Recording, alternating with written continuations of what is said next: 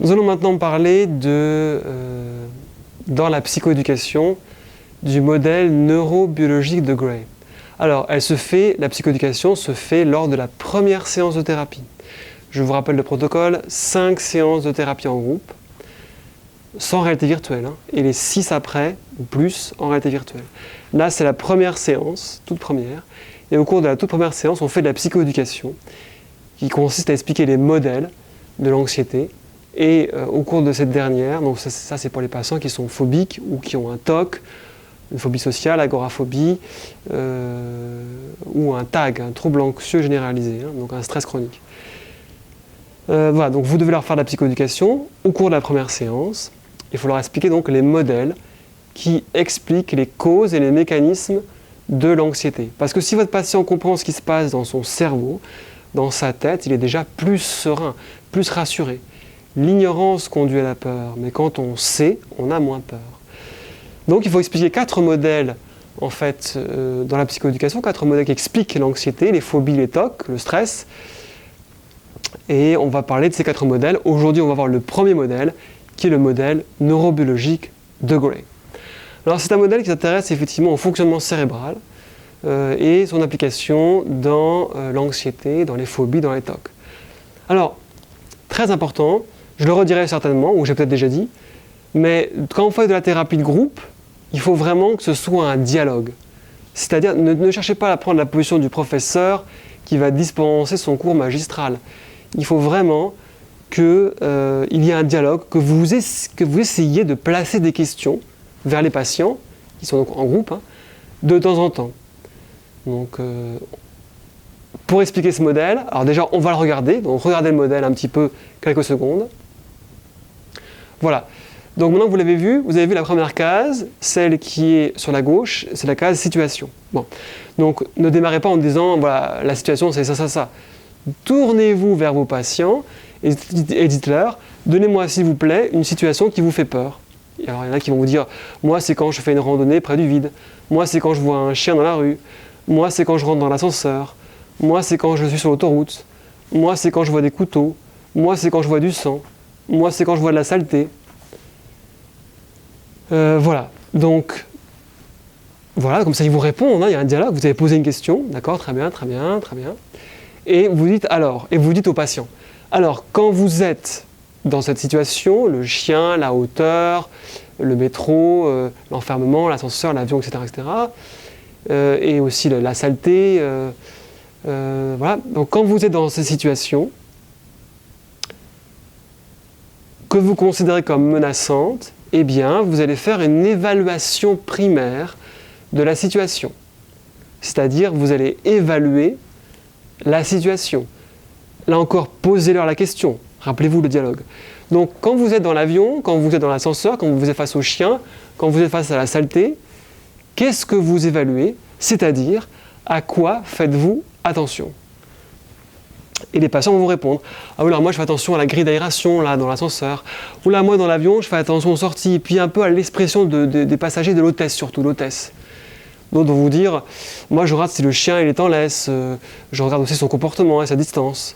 D'autres vous diront, ah moi je regarde si la poignée est sale, je regarde si la porte est bien fermée, je regarde si la porte est bien verrouillée, je regarde aussi comment sont les couteaux. Donc l'idée c'est qu'ils vont évaluer, je regarde la hauteur, je regarde la présence s'il y a une rambarde, donc je regarde s'il y a une sortie.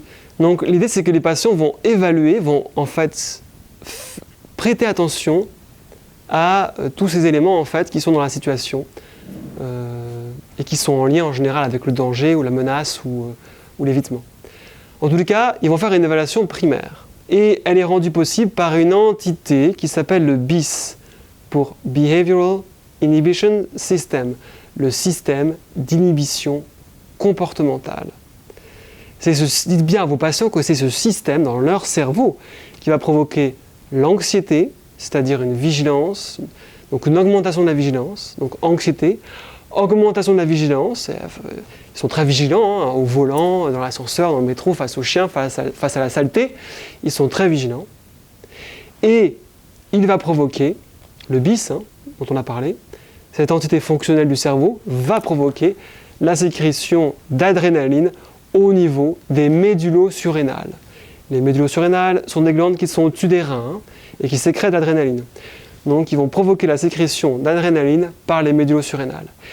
Et cette adrénaline va provoquer des symptômes. Là, pareil, on n'est pas dans le monologue, on est en dialogue. Posez-leur la question, tournez-vous vers eux et demandez-leur, là, quand vous êtes face au chien, à l'ascenseur, au métro, à la saleté, au couteau, quand vous doublez un camion, qu'est-ce que vous avez comme symptômes? Posez-leur la question. Et ils vont vous dire, ah oui, alors moi je transpire, j'ai les mains moites, moi j'ai le cœur qui bat vite, moi j'ai le cœur qui bat fort, moi je me sens tendu au niveau des épaules, moi j'ai la gorge serrée, moi j'ai du mal à respirer. Voilà. Vous voyez, faites-les parler sur leurs symptômes. Et vous leur dites à ce moment-là, très bien, eh bien, tout ce que vous m'avez décrit, augmentation de la sudation, augmentation du rythme cardiaque, augmentation du tonus musculaire qui provoque justement cet effet de tension, c'est exactement ce que provoque l'adrénaline. Donc vous l'avez vu, je parle aussi d'oxygène. Quand la personne va respirer plus vite, cela va augmenter la quantité d'oxygène et cela va diminuer la quantité de CO2. Il faut savoir aussi qu'on va avoir une augmentation de la quantité de glycémie, donc la quantité de sucre dans le sang. Je le précise si jamais vos patients vous posent la question. Voilà, vous l'avez vu, donc la phase suivante, c'est la réponse. Parce qu'après avoir évalué la situation, où sont les sorties, est-ce qu'il y a une rambarde, à quelle hauteur c'est, comment est le chien, est-ce qu'il y a de la saleté, est-ce qu'il y a un camion, est-ce qu'il y a un panneau bleu autoroute. Donc tout ceci, une fois qu'on a évalué la situation, il va avoir une réponse, il va avoir une action. Le patient va agir. C'est là qu'on voit ce fameux, que vous expliquez, ce fameux fight or flight system, le système de combat ou de fuite. Soit le patient combat et il reste dans la situation, il reste dans l'ascenseur, dans le métro, dans l'avion, sur l'autoroute, près du chien, près de la saleté, près des couteaux. Donc, soit il va choisir la fuite et il va éviter. La personne va éviter de prendre l'ascenseur, elle va prendre les escaliers, elle ne va pas prendre son billet d'avion, elle va s'écarter du chien ou s'éloigner du chien, elle va mettre des gants ou nettoyer son téléphone portable ou nettoyer les poignées des portes, ou va vérifier 15 fois la cuisinière, la gazinière. Donc à ce moment-là, la personne est dans la fuite. Ou dans le TOC, dans les rituels. Vérification des portes, nettoyage du téléphone portable, etc. Donc, en tout cas, c'est de la fuite aussi. Donc, soit la personne est dans le combat, elle affronte la situation, soit elle fuit. Et vous vous tournez vers vos patients et vous leur dites, alors qu'est-ce que vous faites vous? Et vous verrez, la majorité vont vous dire que bien sûr, ils fuient, ils vont éviter la situation. C'est pour ça qu'ils viennent vous voir d'ailleurs, parce qu'ils évitent les situations, ce qui rend le fait de ne pas prendre la voiture, de ne pas faire des randonnées, le fait de ne pas prendre l'avion, etc., ou le fait de passer des heures à nettoyer, c'est bien sûr handicapant, c'est invalidant, c'est pour ça qu'ils viennent vous voir. Donc, une fois qu'ils vous ont expliqué tout ça, vous leur dites, d'accord, bon, vous voyez donc la conséquence que ça a vers vous. Alors certains vont vous dire, oui mais moi, monsieur, madame, moi, j'ai affronté la situation, j'ai combattu, je me suis forcé à prendre l'autoroute, et j'avais tellement peur, mais c'est pas grave, j'ai forcé. Il faut leur dire que s'ils se forcent comme ça, c'est pas non plus utile pour la thérapie. Parce que, en fait, ça va laisser un très mauvais souvenir, ça va accentuer le conditionnement. Et le fait de se forcer excessivement à affronter la situation, c'est contre-thérapeutique. Donc se forcer comme ça, si dur, ça sert à rien, en fait. Ça aggrave même la pathologie. Voilà, en tout cas, quand vous leur avez exprimé ça, vous leur dites d'accord. Donc vous avez vu ce qui s'est passé. Mais au final, donc vous leur expliquez bien ça. Là, il faut maintenant raisonner en termes évolutifs. L'anxiété existe chez toutes les personnes, chez tous les mammifères, et résulte de millions d'années d'évolution. L'anxiété n'a donc pas été créée par l'évolution pour vous embêter, pour embêter les patients. C'est ce qu'il faut leur dire, pour vous embêter. Elle a été créée pour quoi? Et vous leur posez la question. Rappelez-vous le dialogue, posez des questions. À votre avis, à quoi sert l'anxiété? Qui vont vous dire oui à ressentir les choses, oui voilà, à être vigilant, oui à comprendre ce qui se passe, oui à être éveillé, etc. Et vous leur répondez d'accord, mais surtout, cela vous sert à vous protéger. L'anxiété a été créée par l'évolution pour vous protéger. Donc dites-leur bien s'ils prennent des notes, ou s'ils enregistrent. Souvent ils enregistrent avec leur téléphone portable, hein. Vous pouvez leur dire d'enregistrer, hein, c'est important. Donc dites-leur bien, écrivez bien en gros, l'anxiété est un mécanisme de protection de l'individu. L'anxiété est un mécanisme de protection de l'individu. L'anxiété est là pour vous protéger. Comment ça pour me protéger? Mais ça m'embête. Oui, mais vous devez vous rappeler que l'anxiété, en fait, était présente chez les êtres humains il y a 20 ou 30 000 ans. Tournez-vous vers vos patients et demandez-leur, mais il y a 20 ou 30 000 ans, où vivaient vos ancêtres? Donc ils vont vous dire, ah, dans la forêt, dans la jungle, dans les cavernes, dans la toundra, dans la steppe. Et c'est quoi ces environnements? Et ils vont vous répondre, ce sont des environnements hostiles. Exactement. Nos ancêtres, qui avaient le même cerveau que nous, l'évolution est très lente, vivaient dans des environnements hostiles. Il faut donc qu'il y ait un système qui leur permette de réagir très rapidement face à un ours, face à un mammouth. Et ce système, c'est l'anxiété justement. C'est grâce à l'anxiété que notre espèce a pu vivre jusqu'à aujourd'hui. Donc l'anxiété est là pour nous protéger. Ça bien leur faire comprendre par rapport aux ancêtres. Et leur dire, si vous étiez dans un groupe avec moi, dans une caverne il y a 20 ou 30 000 ans, je vous aurais désigné comme sentinelle, car vous êtes très sensible à l'environnement, très vigilant et donc très utile pour la tribu. Ça, ils aiment bien ça, donc il faut leur dire, et c'est vrai en plus.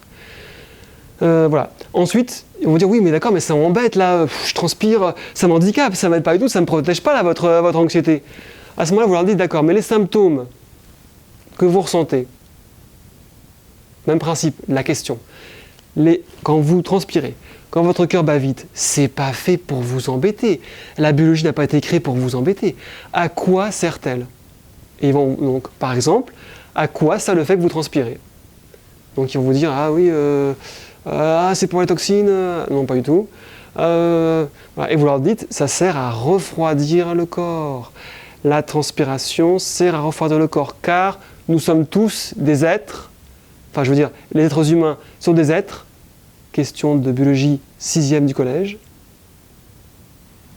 homéotherme, notre température est constante, alors que les lézards, les batraciens sont hétérothermes. Donc il nous faut un système de refroidissement, et c'est la transpiration qui est utile. De même que si le cœur bat vite, c'est pas fait pour embêter le patient, il faut bien le dire. À quoi, posez-vous la question, à quoi sert le fait que le cœur batte vite? À quoi sert le cœur? On va dire, ah oui, amener le sang, à être plus vigilant. Le cœur va s'accélérer pour amener plus d'oxygène et de sucre à vos muscles qui vont en avoir besoin. Parce que si vous combattez un ours, ou si vous fuyez face à un mammouth, il va falloir beaucoup d'énergie pour combattre avec force et fuir avec rapidité. Donc, le cœur s'accélère pour donner, dans les moments comme ceux-ci, les moments menaçants, pour donner au corps une énergie surhumaine. Donc, il faut bien leur dire, et là qu'ils écrivent en rouge, que l'anxiété va déclencher ces symptômes, mais surtout que ces symptômes-là, les symptômes de l'anxiété, sont une véritable préparation à l'action. Donc le cœur qui bat vite, la transpiration, etc. C'est une préparation à l'action. Les symptômes sont une préparation à l'action. Très important de leur dire. Vous m'attendez, et quand j'ai la gorge serrée, et quand je me sens tendu, c'est pareil. Parce que l'adrénaline va provoquer une augmentation du tonus musculaire qui va se rapprocher du seuil de contraction. Tout ceci pour que les muscles se contractent plus vite en cas de besoin. Face à un ours, il faut se battre rapidement. Face à un mammouth, il faut courir tout de suite. Non, c'est pour augmenter la réactivité. Là encore, on voit l'énorme utilité en termes de survie. Donc c'est pas la gorge serrée, c'est juste un effet secondaire, mais c'est juste une impression. C'est juste que les muscles sont un peu plus tendus pour justement réagir plus vite. Voilà, donc une fois en général, ils comprennent bien. Mais vous pouvez leur dire un dernier exemple, c'est leur dire, donc vous voyez bien que l'anxiété sert à vous protéger. Maintenant, s'il vous plaît, donnez-moi un exemple dans lequel l'anxiété a sauvé une vie. Et vous les faites réfléchir. Ils vont tous dire, ah oui, je sais pas, voilà. Un exemple précis d'une personne qui a été rapportée, hein, bien sûr. Ah, on ne sait pas. Voilà. Et vous leur donnez l'exemple d'Angela Cavallo. Angela Cavallo, que vous pouvez voir ici. Donc Angela Cavallo est une Américaine, et c'était au cours des années 80, je crois en 1982. Son fils était en train de réparer une Chevrolet Impala des années 1960. Il avait placé des tréteaux pour être sous la voiture. Et sa mère, tranquillement, donc, était en train d'étendre son linge. Les tréteaux ont cédé, la voiture a commencé à écraser son fils.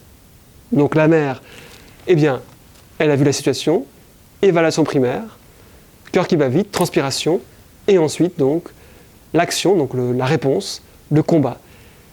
L'adrénaline lui a donné une force surhumaine, elle a soulevé la voiture, fait rapporter, hein. Comme vous pouvez le voir sur l'article que vous avez vu, elle a soulevé la voiture et elle a sauvé son fils. L'anxiété lui a donné la force surhumaine permettant de sauver une vie, son fils. Donc ça vous montre bien que l'anxiété, enfin ça montre bien à vos patients que l'anxiété, effectivement, est très utile. Voilà, en tout cas, je pense avoir bien expliqué ce modèle, hein. On voit vraiment qui explique bien les mécanismes cérébraux et l'utilité finalement de l'anxiété. Nous passerons tout à l'heure au deuxième modèle, dans le cadre de la psychoéducation, et je vous le rappelle, première séance de thérapie.